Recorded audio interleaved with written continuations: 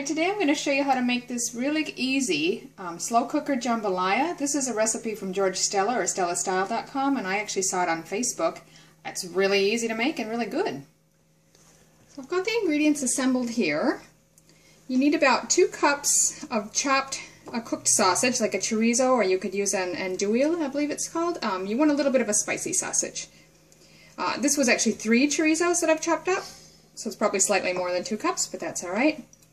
Then you need a cup of chopped celery, 1 cup of chopped green capsicum or green bell pepper. I've got a little bit of yellow mixed in there as well, that's fine.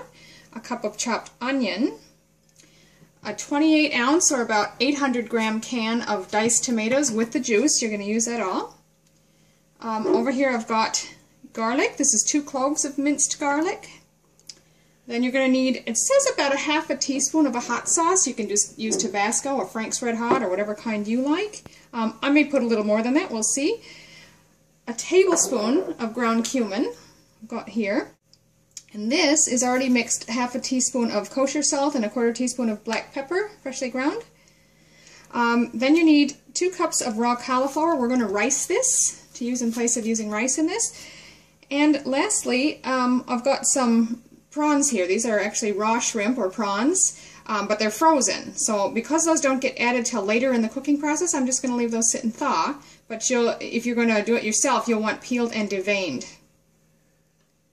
Okay, if you wanted to, now the recipe doesn't call for it, but if you wanted to, you could probably brown these chorizo bites or the sausage chunks in a frying pan first if you wanted to.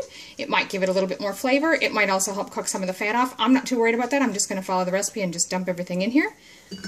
So we'll put that in first. All our chopped vegetables. So then next we added our full can of tomatoes with all the juice and all of the seasonings. Sorry, I didn't get that bit on video, but that's all right. And then lastly, the hot sauce. Now I chose to add about 2 teaspoons. The recipe does call for ½ teaspoon. But then you just want to mix all of this stuff together well.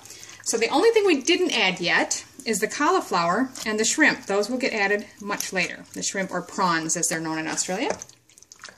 And then you're going to want to set this on low for about 4 to 6 hours.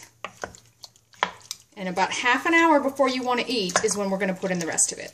Okay, so this is going to go on low now. Covered, of course. We'll come back in 4 to 6 hours. So that's been about 4.5 hours. And I'm just going to open that up. Give that a quick stir. It smells amazing. And now we're going to add our shrimp or prawns and our cauliflower rice. I've probably got a little bit more than 2 cups here, so I'm just going to see how it looks. And now we're just going to cover this and cook it for another ½ hour, so long enough to cook the prawns and the cauliflower. Okay, so that's been about 35 minutes actually. Just going to check it. Add a chunk of the prawn and just make sure it's cooked well through. Okay, well that shrimp or that prawn was done, so we're ready to serve. So there you have it, slow cooker jambalaya, and this is a low carb version using cauliflower rice instead of rice. Give this a try, it's really, really tasty.